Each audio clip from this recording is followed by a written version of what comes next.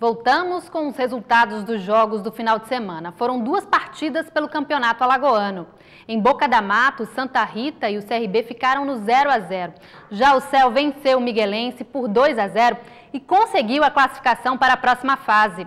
O Céu agora está com 12 pontos e é o vice-líder do Grupo A. E o Galo, também classificado, está com 18 pontos e lidera o Grupo A. O Parque Municipal de Maceió recebe mensalmente centenas de crianças que vão curtir o espaço e a diversidade da Mata Atlântica. Pensando nisso, a Prefeitura de Maceió criou um projeto de educação ambiental para conscientizar a meninada sobre os cuidados com os animais. Pedro tem apenas 4 anos, fica atento às explicações da veterinária e diz que não tem medo de jacaré, mas o animal preferido dele é outro. Preguiça. E Jéssica sempre vem ao parque para andar de bicicleta. Ela gosta do jacaré e do sagui e ficou animada para participar do Vet Kids Veterinários por um Dia. Você quer participar? Quero. Assim como Jéssica, outras crianças vão poder participar do projeto, a iniciativa da Secretaria Municipal de Desenvolvimento Sustentável. O objetivo é conscientizar os pequenos sobre a importância da fauna para o meio ambiente. Elas conhecerem um pouquinho o que é isso que elas estão sempre falando do Parque Municipal e como também nós formarmos pequenos agentes ambientais, fiscalizadores da fauna e do meio ambiente também. Nesta primeira etapa, que será realizada no dia 1º de abril, 30 crianças de 7 a 12 anos de idade vão participar de uma manhã recheada de atividades aqui no Parque Municipal de Maceió. As inscrições começam hoje e seguem até o dia 30 de março. Para participar, os interessados devem acessar o site www.maceió.al.gov.br/Sempma. E hoje é o Dia Mundial da Saúde Bucal e recebemos aqui no estúdio a cirurgiã dentista Renata Bittar para falar da campanha mundial de prevenção de problemas bucais. Boa tarde, Renata. Prazer em recebê-la. Prazer é todo meu. Obrigada. Renata, existe essa campanha mundial de prevenção, de problemas bucais. Na prática, como é que ela funciona? Olha, para ser bem sincera, a prática varia bastante da teoria, tá? Então, o que acontece? Essas campanhas eram mais intensas na época da graduação, que é quando a gente realmente trabalhava com esse público-alvo, com a saúde coletiva.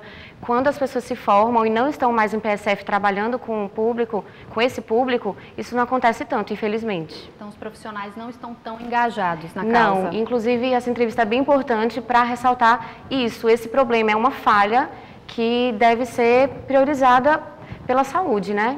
Certo. E o que falta, então? O poder público começar a agir nessa prevenção, nessa campanha? Falta bastante incentivo para os próprios profissionais também. Então, a gente precisa de mais incentivo para poder trabalhar, para poder ter tempo, para poder ter acesso a essa população mais carente, que precisa de mais atenção. Então, isso está em falta mesmo. Agora, é bem diferente a realidade do Brasil com de alguns países desenvolvidos, que é uma campanha mundial, né? Isso, é uma campanha mundial. O que acontece é que as datas são diferentes, né? A gente comemora hoje aqui no Brasil, mas as datas variam muito de acordo com cada país. Mas todos utilizam essa proposta como forma de incentivo. E a realidade no Brasil em relação à saúde bucal? O brasileiro, ele se importa com isso? Ou ele falta muito para ele chegar lá? Olha, eu acho que ainda falta bastante, porque, por exemplo, uma criança quando ela nasce, ela vai direto no pediatra. Por que não vai ao dentista também? Para criar aquele vínculo com o profissional, para começar a criar esse hábito. É uma coisa que o brasileiro não tem, então eu acho que é muita cultura também de não frequentar o dentista da mesma forma que, por exemplo, frequenta o médico. Então, o brasileiro, ele procura mais quando ele sente dor, quando ele sente algum incômodo, quando realmente ele já tem uma doença instalada. Então, esse é um grande problema. A gente não consegue trabalhar muito com a prevenção no Brasil. Você falou de crianças, né? Os bebês já têm que cuidar desde antes dos dentes nascerem, inclusive. Exatamente. Né? A gente tem que deixar aquela cavidade oral propícia para o nascimento dos dentes. Então, antes de começar a nascer, a gente já faz a prevenção desses agravos. Agora, por que o brasileiro não se preocupa? Falta essa campanha? Porque ele só se preocupa na hora que já tem o problema? Então, eu acho que é muita questão de cultura, né? Como eu tinha falado, eu acho que se desde o início a gente fizesse esse trabalho com as pessoas, essa conscientização seria diferente. Mas, infelizmente, a criança nasce, leva no médico, porque com a medicina tem esse risco iminente de morte, de doenças mais graves, e as pessoas não sabem que os problemas na odontologia também podem levar a doenças sistêmicas, por exemplo, como uma doença no coração. Pode agravar uma coisa que já exista. E a realidade no Brasil, né, como a maioria da população é carente, né, a gente vê que existe muito problema com cáries, perda de dente, pessoas que chegam aos 40 anos já não têm mais os dentes. Exatamente, inclusive são as principais doenças, né? A cárie, a doença cárie, que é uma doença, e a doença periodontal, que pode se apresentar na forma da gengivite, que é aquela gengiva inflamadinha, vermelha, que sangra, e a periodontite, que é quando já tem um acometimento ósseo. E essa periodontite, ela pode levar à perda dos dentes, então é uma das principais causas para isso. E essa falta de prevenção, iniciando aí com a doença, com a cárie, né, pode levar a problemas bem mais sérios. Pode sim, pode levar até a câncer. O câncer de boca, no Brasil, o Brasil tem a terceira maior incidência de câncer de boca do mundo. Então, ou seja, é uma epidemiologia que chama a nossa atenção, porque é algo sério.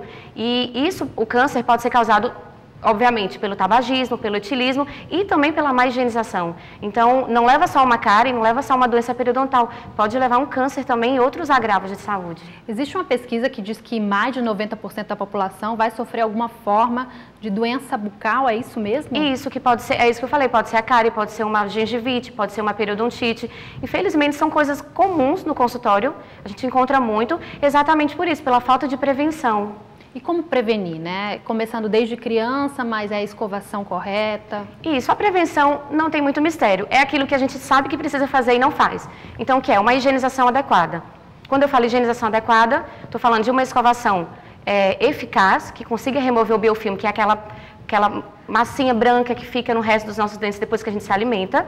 O uso do fio dental, porque o fio dental, só ele consegue chegar em algumas regiões que a escova não consegue. A escova não alcança. Então, a escovação, fio dental e sempre procurar um dentista para você fazer as avaliações. No mínimo 2 vezes por ano. E esse tipo de prevenção pode evitar o câncer de boca, o câncer oral, né? E como é que se dá o câncer oral? Como é que a gente pode perceber que está começando? Então, o que acontece é que o câncer, às vezes, começa com uma lesão que parece uma afta. Então, as pessoas acham que é uma afta só e vão deixando. E ele vai crescendo, ele vai se transformando em uma lesão maior. E quando essa lesão já está maior, já começa a sangrar, aí sim que o paciente, surge o alerta do paciente para procurar o profissional. E às vezes já está muito avançado. Então, qualquer alteração na boca, a gente deve procurar o profissional para que ele possa fazer uma avaliação. Porque quanto antes a gente faz o diagnóstico, melhor o prognóstico. E sendo feito o diagnóstico, é câncer, qual o tratamento? O que deve se começar a fazer? Então, o tratamento para o câncer vai diferenciar muito do tipo do câncer, vai diferenciar do local do câncer, tá? Isso tem que ser visto por um especialista, mas existem basicamente 3 opções, que é a cirurgia, a quimioterapia e a radioterapia também. Pode chegar a quimioterapia, então? Pode chegar também, isso vai depender do tipo do câncer e do local. Quais as grandes consequências do câncer de boca? Então, você pode, principalmente da cirurgia, você pode perder uma parte da língua, que é um dos lugares mais comuns, do lábio, e a cirurgia para reconstruir isso é complicada, né? Especialmente se envolver osso, maxila, mandíbula, então são várias sequelas que o paciente pode ter. Renata, muito obrigada então pela participação. Uma boa tarde para você. Boa tarde, muito obrigada. Obrigada. E o Jornal do Dia da TV Ponta Verde, emissora do Sistema Opinião de Comunicação, fica por aqui. Amanhã tem mais logo após o Plantão Alagoas. Às 5h30 da manhã tem boletim de ocorrência com Luiz Uchoa. Uma boa tarde para você e uma ótima semana.